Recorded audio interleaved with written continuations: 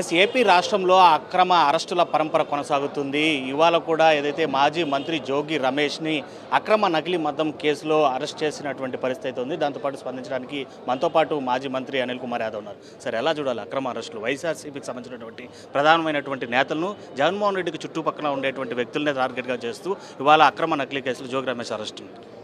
ఈ కూటమి ప్రభుత్వం వచ్చిన తర్వాత ఈ రాష్ట్రంలో దాదాపు 1.5 సంవత్సరంలో ఈరోజు వైఎస్ఆర్సీపీ నాయకులు కానీ కార్యకర్తలు కానీ కేవలం ఒక అక్రమ అరెస్టులతో ఒక భయభ్రాంతులను గురిచేసి పాలన పక్కన పెట్టి అభివృద్ధి సంక్షేమం ప్రజలు ఏ విధంగా ఇప్పటికే చాలా భారీ ఎత్తున వ్యతిరేకిస్తే దాన్ని కప్పిపుచ్చేదానికి ఈ విధంగా ఒక అరెస్టులు చేస్తున్నారు. ఈరోజు ఒక పక్క ఈ రాష్ట్రంలో నకిలీ మద్యం చేస్తూ ఈరోజు వాళ్ళకి సంబంధించిన పార్టీ నాయకులే అభ్యర్థులుగా పోటీ చేసిన అభ్యర్థులే ఈరోజు దాంట్లో ఉంటే దాదాపు నెల అవుతున్నా వాళ్ళని ఎవరిని ఈరోజు దాకా అరెస్ట్ చేయలేదు. ప్రధాన నిందితులను ఎవరిని కూడా ఈరోజు దాకా అరెస్ట్ చేయలేదు. వాళ్ళకి సంబంధించిన ఎవరిని కూడా ఏ రకమైన యాక్షన్ తీసుకోలేదు. కానీ ఈరోజు ఒక సంబంధం లేని వ్యక్తిని వైఎస్ఆర్సీపీకి సంబంధించిన ఒక కీలకమైన బీసీ వర్గానికి సామాజికానికి చెందిన ఈరోజు వ్యక్తిని ఈరోజు జోగి రమేష్ అని అరెస్ట్ చేయటం, ఈరోజు నిన్న జరిగిన ఒక సంఘటన ఏదైతే కాశీబొగ్గులో దాదాపు 10 మంది పైగా చనిపోయిన సంఘటనని కప్పిపుచ్చేదానికి ఈరోజు దాన్ని దారి మళ్లించేదానికి ఒక అక్రమ అరెస్టుల పేరుతో ఈరోజు జోగి రమేష్ని ఈరోజు ప్రభుత్వం వాళ్ళది. ఈరోజు జోగి రమేష్ గారు స్పష్టంగా చెప్తా ఉన్నారు, మీరు సిబిఐ విచారణ చేసుకోండి. ఈరోజు అన్ని రకాలుగా చెప్తా ఉన్నా ఈరోజు వాళ్ళ ప్రభుత్వంలో చేసిన వాళ్ళని వదిలేసి ఎవరైతే కీలక నిందితులు ఉన్నారో వాళ్ళని ఎక్కడ కూడా తాకకుండా వాళ్ళని ఏ విధమైన వాళ్ళ మీద చర్యలు తీసుకోకుండా కేవలం ఎవరైతే వైఎస్ఆర్సీకి సంబంధించి యాక్టివ్గా ఉన్నారో వాళ్ళ మీద చర్యలు తీసుకొని ఏదో ఒక భయాన్ని సృష్టించాలని చూస్తూ ఉన్నారు. తప్పకుండా వైఎస్ఆర్సీపీ ప్రభుత్వం జగన్మోహన్ రెడ్డి గారు నాయకత్వంలో ఈరోజు ఎన్ని కేసులు పెట్టినా నాయకుల్ని ఎంతమందిని అరెస్ట్ చేసినా కూడా వెనక్కి తగ్గేది లేదు. తప్పకుండా ప్రజాక్షేత్రంలో ప్రజలందరూ కూడా చూస్తూ ఉన్నారు. కూటమి ప్రభుత్వం వచ్చిన తర్వాత తగిన మూల్యం తప్పకుండా చెల్లిస్తారని చెప్పి తెలియజేస్తాం. అక్రమ అరెస్టులకు సంబంధించి ఎక్కడ కూడా ఆధారాలు లేవు, సాక్ష్యాలు లేవు. ఒకవైపు కన్ఫెషన్ స్టేట్మెంట్, ఏదో ఒక వ్యక్తిని మొదట అరెస్ట్ చేయడం, అతని చేత బలవంతంగా కన్ఫెషన్ స్టేట్మెంట్ తీసుకొని ఇటు వైఎస్ఆర్సీపీ శ్రేణులు అరెస్ట్ చేస్తాం. ఇక్కడ కూడా అదే జరిగింది సార్. జనార్దన్ రెడ్డిని కన్ఫెషన్ స్టేట్మెంట్ రిమాండ్కి వెళ్ళిన 3వ రోజు తెప్పించాడు. ఈరోజు వాళ్ళని తీసుకురావటం, వాళ్ళే కన్ఫెషన్ రాయటం, బలవంతంగా సంతకం పెట్టించుకోవటం.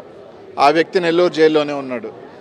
ఏ విధంగా వైఎస్ఆర్సీపీకి సంబంధించి కొంతమందిని మా వాళ్ళని అరెస్ట్ చేసి లోపల ఉన్న వాళ్ళకి చెప్తా ఉన్నాడంట, ఆయనకి సంబంధమే లేదు సార్, ఏం చేస్తాం, బలవంతంగా కన్ఫెషన్ రాసేసి మమ్మల్ని సంతకం పెట్టండి, లేకపోతే ఇంకొక కేసులు పెడతాం, ఆ కేసులు పెడతాం, ఈ కేసులు పెడతాం అని ఒక భయాన్ని సృష్టించి మా చేత పెట్టించుకోండి. ఎందుకంటే ఈరోజు ఏ అరెస్ట్ అయినా చూసుకోండి, ఎక్కడా కూడా ఏమీ ఉండదు. ఒక కన్ఫెషన్ రాసేయటం, దాని మీద రాసేయడం, అరెస్ట్ చేయడం, జైలుకి పంపించడం, సునకానందం పొందే పరిస్థితి ఈరోజు రాష్ట్రంలో అంతా కూడా కనిపిస్తూ ఉంది. తప్పకుండా ఈరోజు ప్రజలందరూ కూడా గమనిస్తూ ఉన్నారు అసలు ఆయనకి ఏం సంబంధం ఉంది. ఈరోజు మీ ప్రభుత్వంలో నడుస్తూ ఉంది, మీకు సంబంధించిన వ్యక్తులు నడుపుతూ ఉన్నారు, మీకు సంబంధించిన వ్యక్తులు పోటీ చేసిన వ్యక్తులు నడుపుతున్నారు. అవన్నీ వదిలేసి ఒక కన్ఫెషన్ రాయించేసి జోగి రమేష్ గారికి అసలు అర్థం లేని అరెస్ట్ ఈరోజు చూస్తూ ఉన్నాం.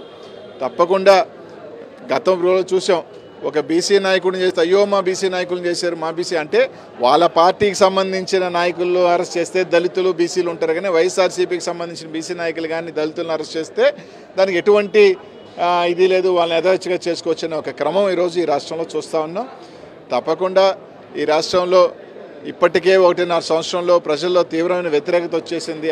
అన్ని వర్గాలలో కూడా ఈ ప్రభుత్వం మీద రకరకాల ఇది వచ్చేసింది. దానికి కప్పబుచ్చుకునే దానికి, ఎందుకంటే ఈరోజు చూస్తూ ఉన్నాం, ఈరోజు కాశీబొగ్గులో జరిగిన దానికి ఒక పెద్ద ఆయన 90 సంవత్సరాలు ఆయన్ని అరెస్ట్ చేసే కార్యక్రమం జరుగుతూ ఉంది. ఈరోజు మాకు సంబంధం లేదని అడుగుతూ ఉన్నారు. ఈరోజు అలా అనుకున్నప్పుడు తిరుమల వెంకటేశ్వర స్వామి దేవస్థానానికి సంబంధించి జరిగిన దాంట్లో ఆయన బిఆర్ నాయుడిని ఎందుకు అరెస్ట్ చేయాల? సింహాచలంలో దానికి సంబంధించి జరిగినప్పుడు ఆ ధర్మకర్తలను ఎందుకు అరెస్ట్ చేయాల? అక్కడ మాత్రం ఒక న్యాయం, ఇక్కడ మాత్రం ఒక వ్యక్తిని 90 సంవత్సరాల వ్యక్తిని అరెస్ట్ చేస్తాను. ఒకవేళ తప్పు జరుగుండొచ్చు, కానీ న్యాయం అనేది అందరికీ ఒకేలాగా ఉండాలి. ప్రభుత్వం చేసేటువంటి తప్పిదాల వల్ల ప్రాణాలు కోల్పోయిన ప్రతిసారి డైవర్షన్ పాలిటిక్సే జరుగుతాయి. ప్రతిసారి ఒక సంఘటన జరగడం వెంటనే దాన్ని దారి మరలు ఇచ్చే సంఘటన. ఈరోజు వర్షాలు పడ్డాయి, రైతులు నష్టపోయినారు, ఒక పక్క కాశీబొగ్గ ఇన్సిడెంట్ జరిగింది. ఇవన్నీ కూడా ఏంటంటే రూపుమార్చేదానికి తీసుకురండి, ఒక వ్యక్తిని అరెస్ట్ చేయండి, ఒక దొంగ కేసు పెట్టండి, దారి మరలించండి. ఇదే ప్రక్రియ కొనసాగుతుంది 1.5 సంవత్సరం మీరు చూస్తూ ఉంటే.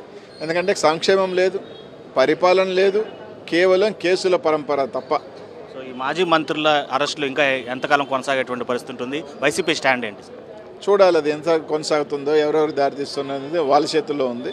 తప్పకుండా వైఎస్ఆర్ కాంగ్రెస్ పార్టీ, జగన్మోహన్ రెడ్డి గారు అందరూ కూడా తప్పకుండా ఒకటిగా ఉంటారు, ఒకటిగానే ఉంటాం, తప్పకుండా అండగానే ఉంటామని చెప్పి తెలియజేస్తాం. Right sir, thank you. అది రాష్ట్ర ప్రభుత్వం చేసినటువంటి తప్పిదాల కారణంగా కూడా ఎక్కడ ప్రజలు ప్రాణాలు కోల్పోయిన ప్రతిసారి కూడా డైవర్షన్ పాలిటిక్స్ పేరుతో వైఎస్ఆర్సీపీ శ్రేణులను అరెస్ట్ చేసేటువంటి ప్రక్రియ కొనసాగుతుంది. ఇవాళ కాశీబుగ్గ క్షేత్రంలో జరిగినటువంటి ఘటన డైవర్షన్ కోసమే జోగి రమేష్ అరెస్ట్ అంటూ ఎక్కడా కూడా ఆధారాలు లేనటువంటి ఈ అక్రమ అరెస్ట్కి సంబంధించి టీడీపీ శ్రేణులే నకిలీ మద్యము అదేవిధంగా బెల్ట్ షాపులు రన్ చేస్తుంటే వైఎస్ఆర్సీపీ పైన దాన్ని రుద్దేటువంటి ప్రయత్నం చేయడం అనేది నిజమైన దారుణమైనటువంటి చర్యగా కూడా మాజీ మంత్రి అనిల్ కుమార్ యాదవ్ చెప్తున్నటువంటి పరిస్థితి.